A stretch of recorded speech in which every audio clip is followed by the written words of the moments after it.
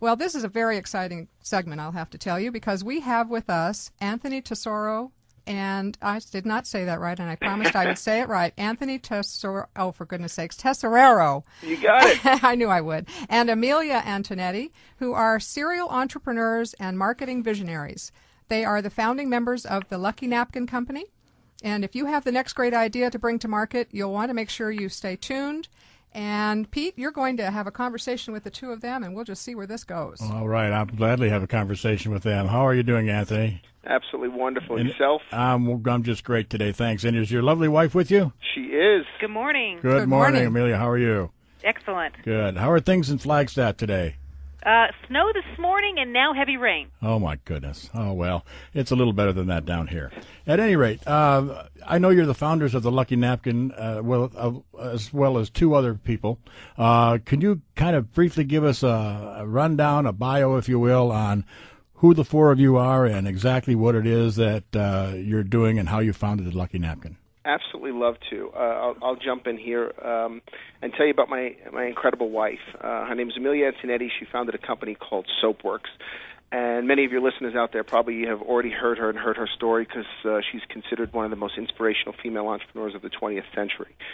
The long and short of her story is when her son David was born, we figured out he had multiple chemical sensitivities, and she could not find anything out there to clean his clothes, etc., and avoid some of the allergies. So she went ahead and she took on Procter & Gamble and the world's largest corporations and formed her own company called Soapworks, which she eventually grew into an international company and sold just a couple of years ago. Myself, I am a cosmetics entrepreneur. You'll find my products on QVC and Sephora. You'll find them in Fred Siegel of Beverly Hills. We do a lot of prestige cosmetic manufacturing. Also have, as a serial entrepreneur, had my own video production company, my own television show, and so I've kind of always dabbled in a variety of different areas of entrepreneurship. And our two other partners who are just absolutely amazing. Mr. Bill Kilberg runs Hospitality Performance Network. It is the country's arguably the third or fourth largest booker of hotel rooms in America, this year exceeding over $90 million in revenue. But on top of that, he owns hotels.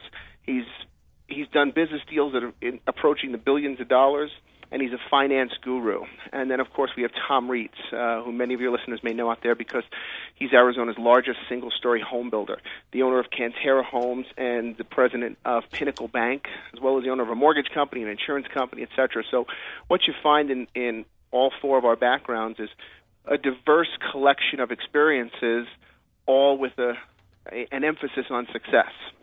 Well, you certainly do have a dynamic group there, and I would imagine also then that with your connections that have come along with your successes, you also have a pretty good Rolodex, don't you? We do.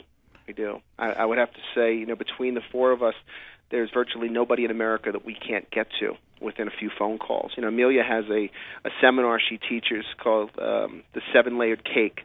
And she could probably tell you a little bit more about that, and she'll explain to you how the Rolodex really works. That'd be great. And basically what happens is, the word entrepreneur has been so, misunderstood over the last 5 years. I mean, everybody's like, well, I'm an entrepreneur. And I'm like, are you really? Because the way an entrepreneur ticks is light years different. I mean, we just see the world incredibly differently. So, my seminar is basically going, are you an entrepreneur? Are you really a small business owner? Or are you really somebody who wants to incorporate the entrepreneur qualities, which means not have a glass ceiling, make your own time, kind of work with the people you want to work with, all those things that are appealing to people, or really should you be really working for somebody else in somebody else's structure? And through the seminar, people really start to get a really good feel of who am I, what kind of entrepreneur am I? Am I the number guy? Am I the marketing guy? Am I the ops guy? Or am I a mad inventor? So when they leave, they really have a focus on here's what I bring to the table, and here is exactly what I need to bring into the team so that I've got that. Because that's the first thing finance people start looking for is, do you have the management team to bring it forward? And I will definitely say that that's what I learned early on in my career, was that I was asking all the right questions, but to all the wrong people. I think we've done that too.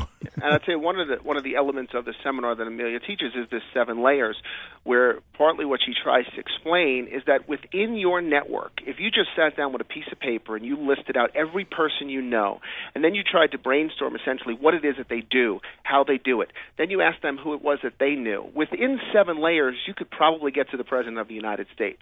That's pretty amazing. And so when all of a sudden, when you elevate the game, and the fact that when I say elevate the game, the four of us have all been associating networking with millionaires and billionaires for so many years, it now extends our reach far beyond what the average entrepreneur could possibly have.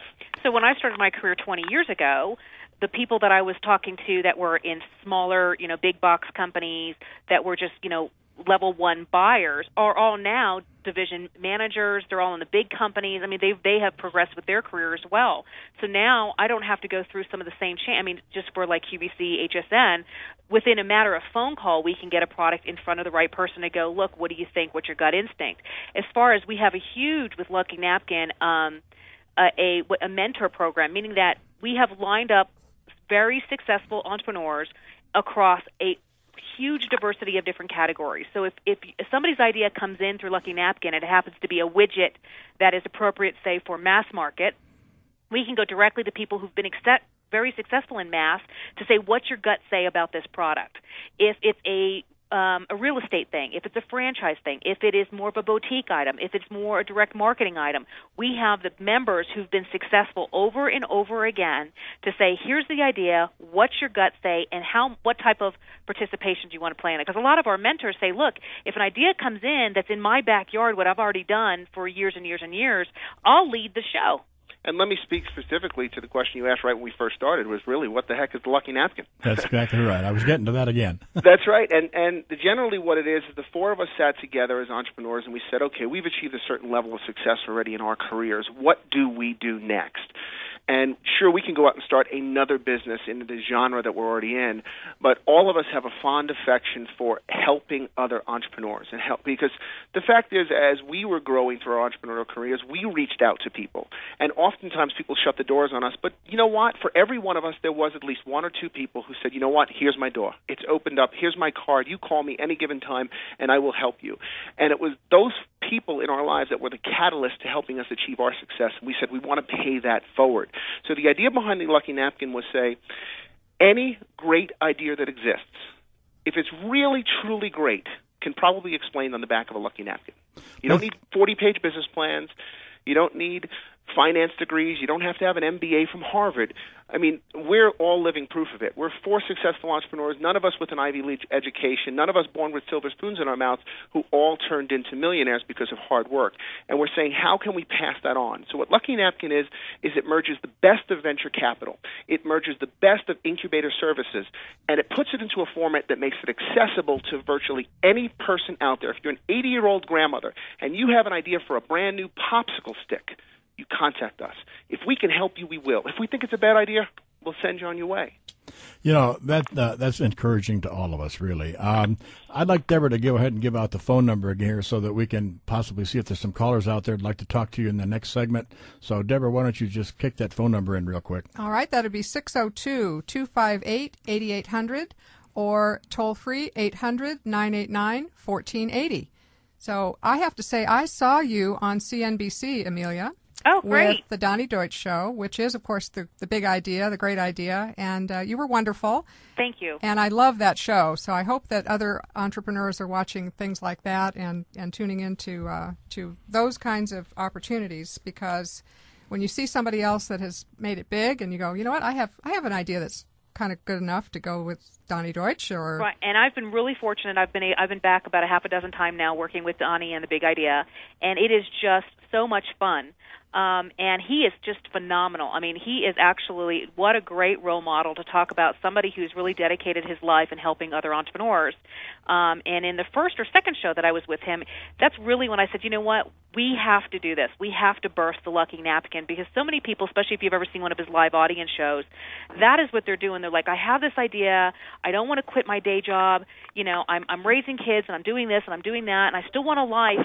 Is this idea really, is it worth the risk? Because once somebody brings it through people who have actually done it, and we give it, hey, I'm telling you this is a great idea, then the confidence really comes in. And that's, I think, for a lot of people, they sit in limbo for years and years and years going, I think I have an idea, and I think it's really great, but what do I know?